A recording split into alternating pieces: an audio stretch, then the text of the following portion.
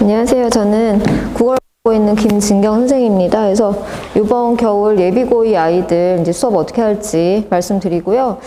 2학년 올라가면서 어머니들이 이제 국어 때문에 걱정이 많으실 것 같아요. 왜냐하면 학교별로 굉장히 많이 나눠지고, 그 다음에 이제 2학년 때부터가 개념을 갖고 이제 승부를 볼 수 있는 정말 그 학년이거든요. 그래서 심화도 들어가고 폭도 넓어지기 때문에 굉장히 어려워지는데요. 지금 2학년 아이들 잠깐 보시면, 네.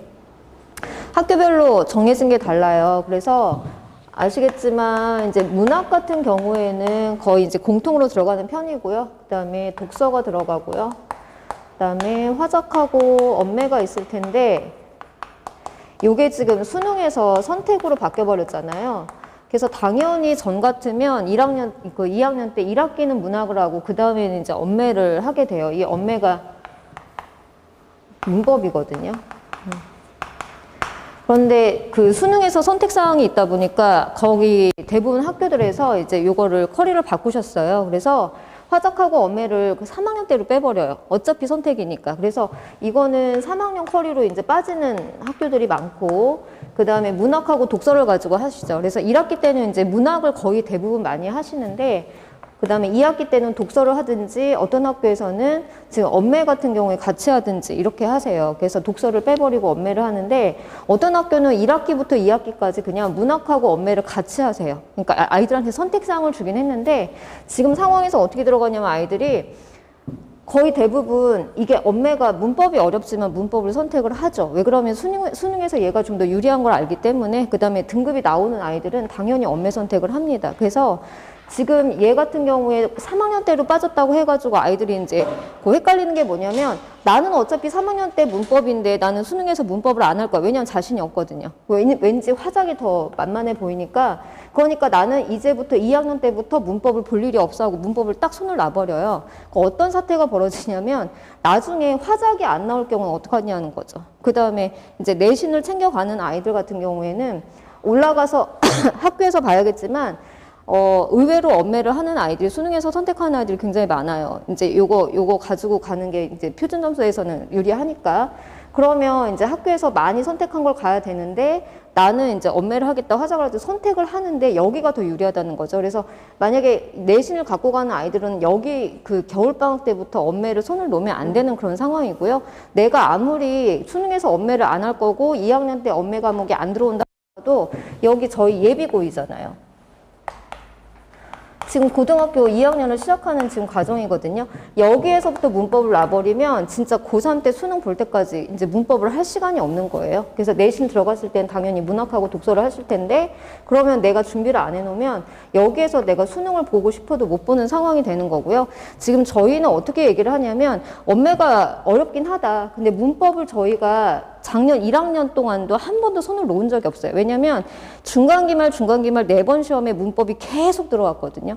계속 아이들이 했어요. 그래서 예비고일 때부터 저희 작년 요 시점에 예비고일 때도 문법을 총 정리를 8주에 걸쳐서 했고요.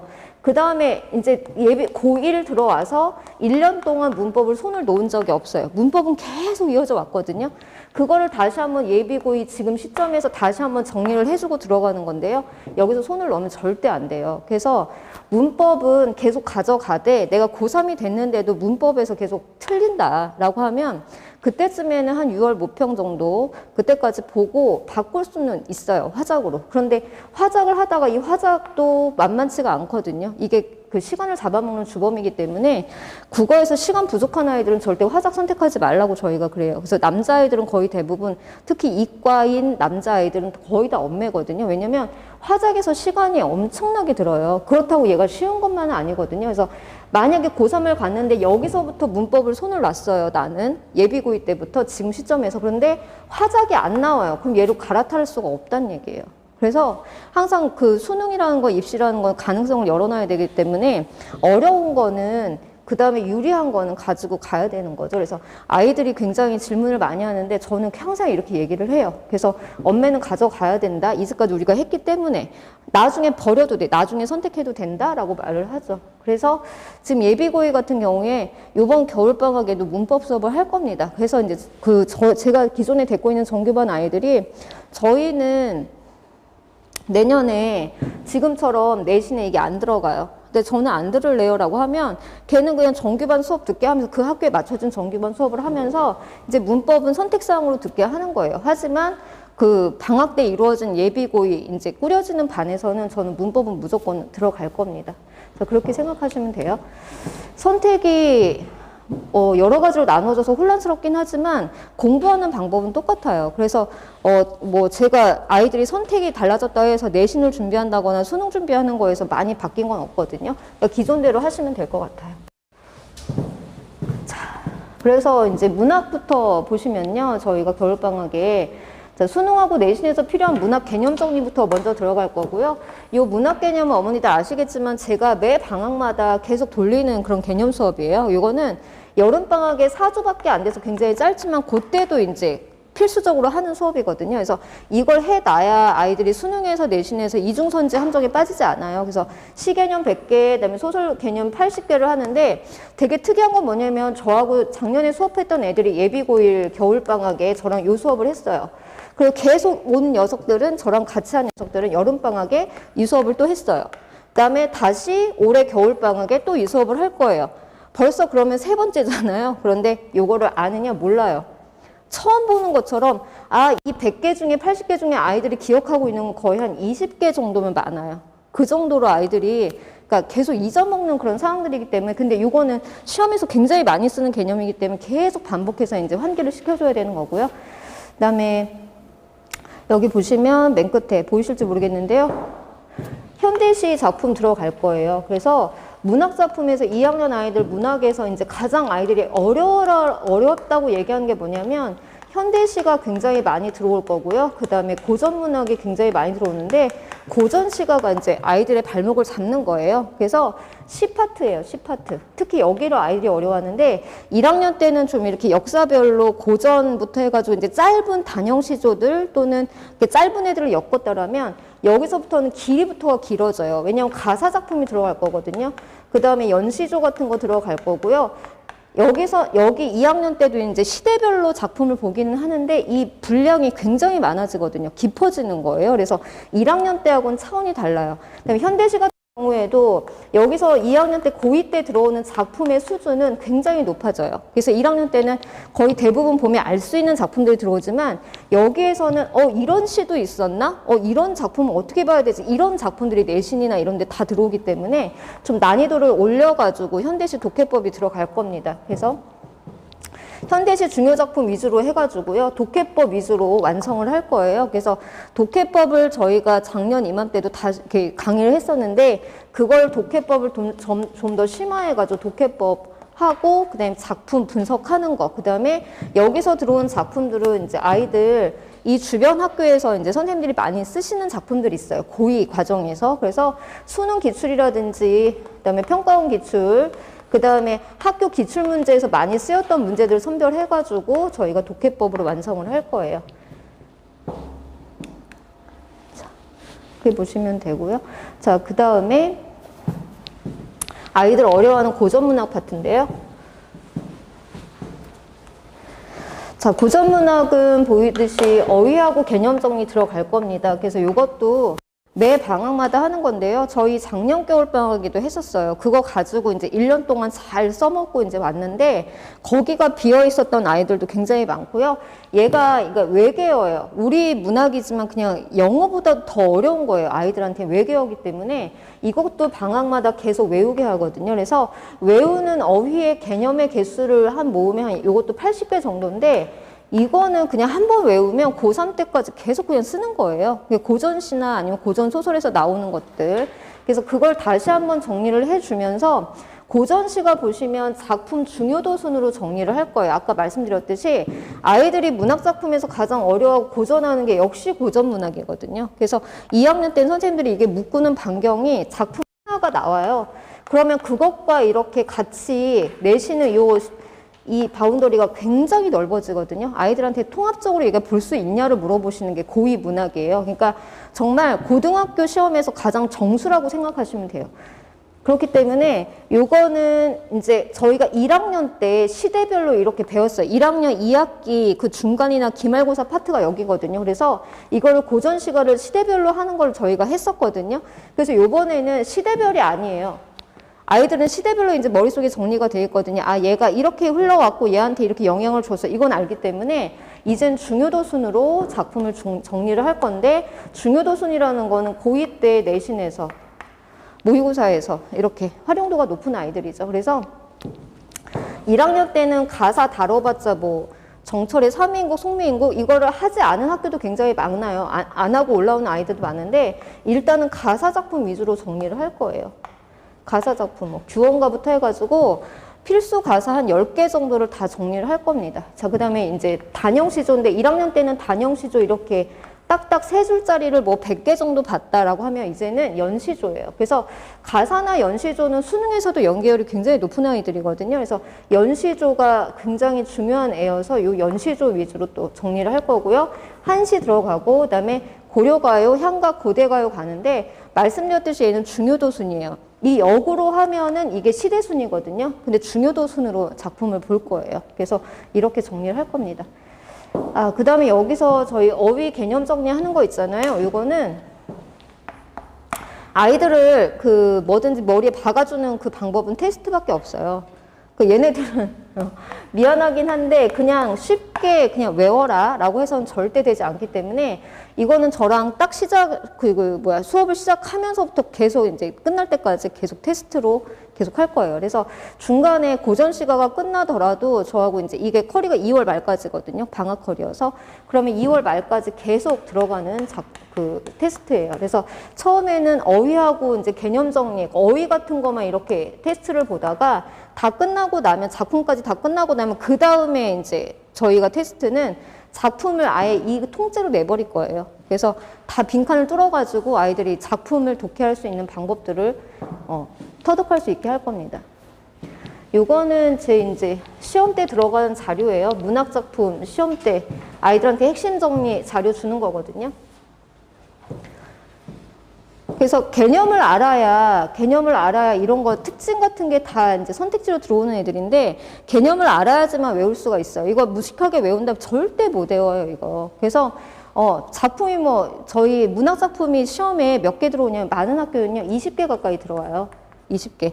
교과서에서 선생님들이 한 10개 내시고요. 프린트로 10개가 들어와요.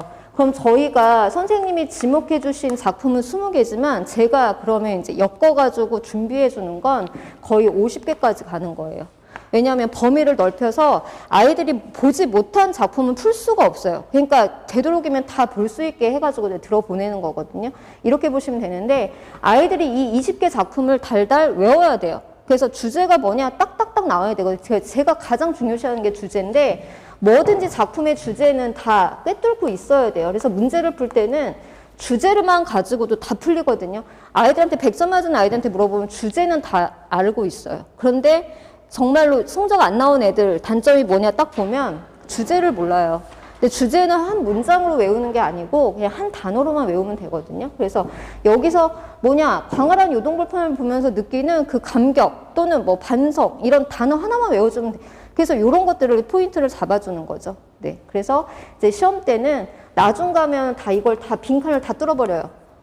무식하게 다 뚫죠. 왜냐하면 아이들이 다 쓸 수 있거든요. 그 다 쓸 수 있게까지 만드는 게 이제 내신의 포인트고요.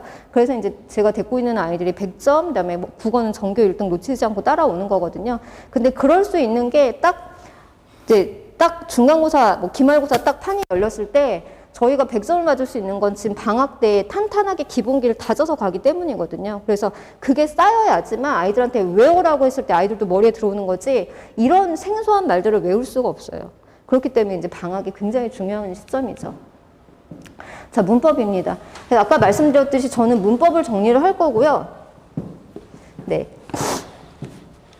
핵심 문법, 내신과 그 다음에 모든 다 아우러서 이제 그 문법에서 필요한 핵심 내용들 다 들어갈 거고요.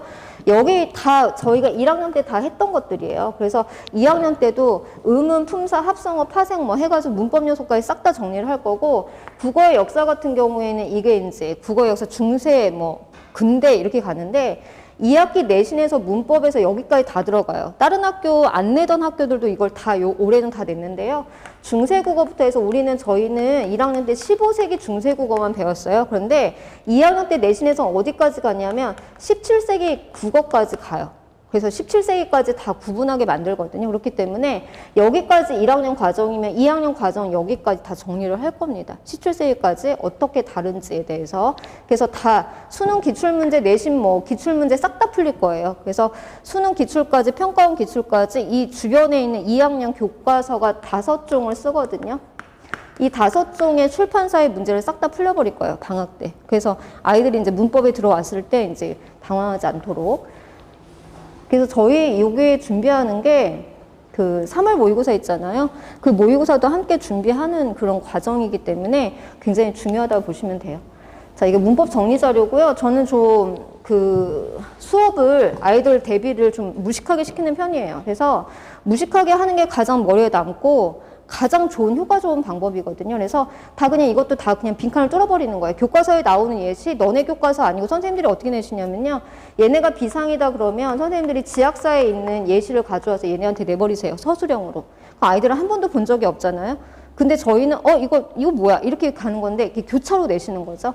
그렇기 때문에 얘네 교과서 말고도 다른 교과서에 있는 예시를 싹 다 가지고 와가지고 애들을 다 풀려버리는데 문법도 눈으로 보는 게 절대 아니거든요. 손으로 푸는 거예요. 그래서 다 빈칸을 뚫어서 하나하나 다 손으로. 그래서 15세기 중세국어, 17세기 근대국어도 다 손으로 쓰게 만들어요. 그래서 절대 그거는 저희가 지금 쓰는 말도 아닌데 이런 말들을 애들이 눈으로만 보고는 절대 해석을 할 수가 없거든요.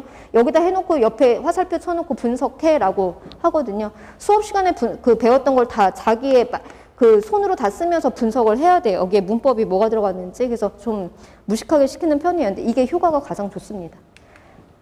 그다음에 독서입니다. 아이들이 요번에 2학기 때 내신 독서를 한 학교들이 굉장히 많아요. 그래서 뒤통수 맞은 녀석들이 많은데 감을 못 잡는 거죠. 어떻게 공부해야 되는지. 독서를 한 번도 안 해봤거든요. 그러니까 선생님들도 올해 처음 독서를 도입한 학교들이 굉장히 많아요. 그동안 독서를 안 하다가. 왜냐하면 엄매하고 화작을 3학년을 빼야 되기 때문에 2학기 때 또는 1학기 때 독서가 들어갈 수밖에 없거든요. 그러니까 자료가 많지 않죠. 선생님들도 그렇고 아이들도 그렇고. 그런데 요거는요. 독서는 제가 볼 때는 내신하고 수능하고 그러니까 아이들 이제 모의고사죠. 이거 공부하는 방법은 전혀 다른 거예요.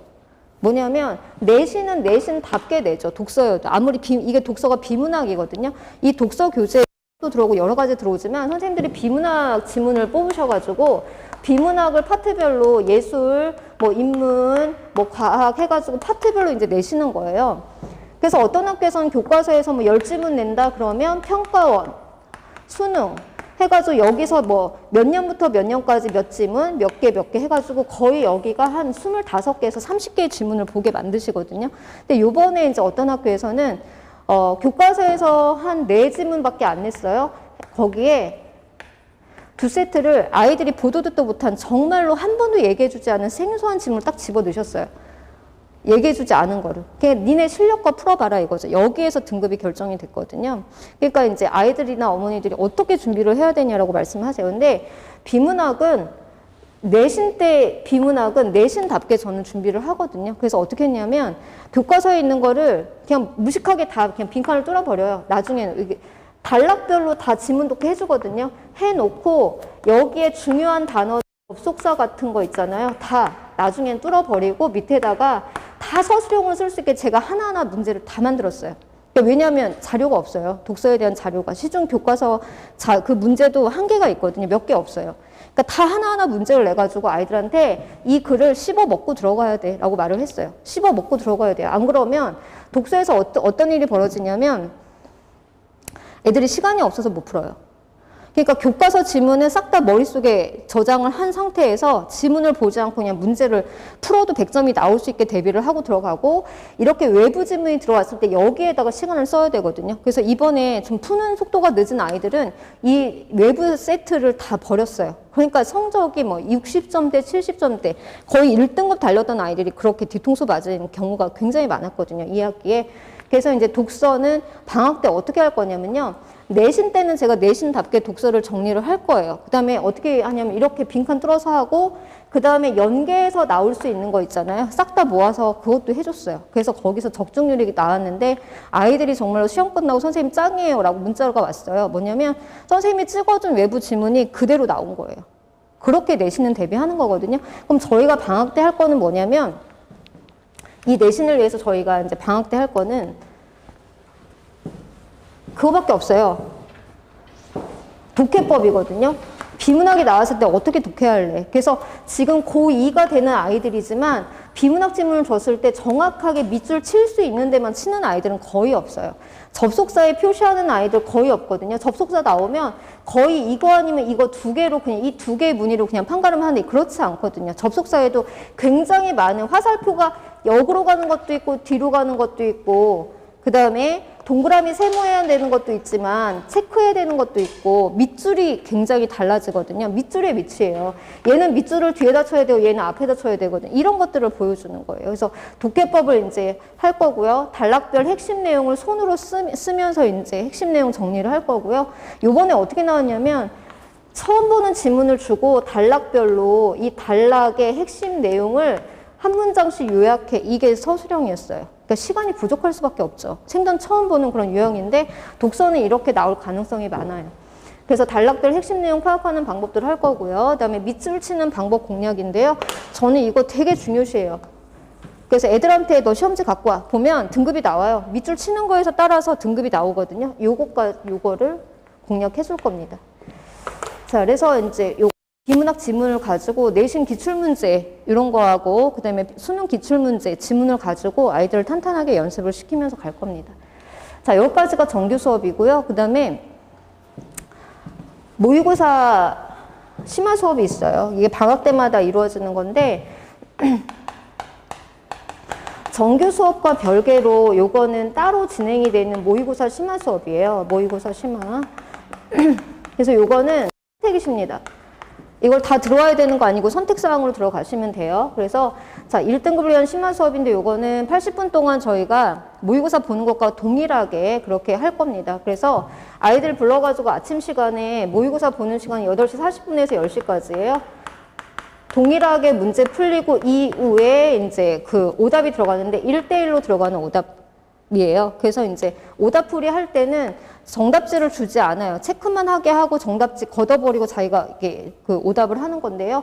이거는 저하고 1대1로 들어갈 거예요. 그래서 많은 아이들이 그 할 수가 없어요. 이거는 인원 제한이 있거든요. 그래서 이건 신청자에 한해서만 이루어지는 거고 미리 예약을 해주셔야지만 클리닉이 들어갑니다. 그래서 여기서 하는 건 뭐냐면 그냥 모의고사 풀고 가는 게 아니고요. 요게 분석표예요. 모의고사 풀고 나면 쓰는 분석표인데 이렇게 되는 거죠. 지금 이 두 개가 비문학이, 이 두 개가 문학이거든요. 자, 뭘 보시냐면요. 여기에서 그 문제 유형을 보세요. 그래서 자, 사례 적용 문제, 구체적 사례 적용 해갖고 똑같이 들어가 있잖아요. 3점이에요. 비문학 지문, 문학 지문은 다르지만 나오는 패턴 문제 유형이 같다는 얘기예요. 여기서도 보시면 서술상의 특징 똑같이 들어가 있잖아요. 서술상의 특징. 그죠? 그 다음에 문맥적 의미 파악하는 거 다 똑같이 들어가 있어요. 그러니까 문제가 45문제지만 묶여지는 문제 유형은 굉장히 단순하거든요. 그래서 아이한테 체크를 하게 해요. 너 틀린 거 체크해. 그러면 되게 특이한 게 뭐냐면 동일한 것만 틀리고 있어요. 그러면 얘 같은 경우에 서술상의 특징이 문제잖아요. 그럼 요거만 묶어가지고 개인 과제가 나갈 거예요.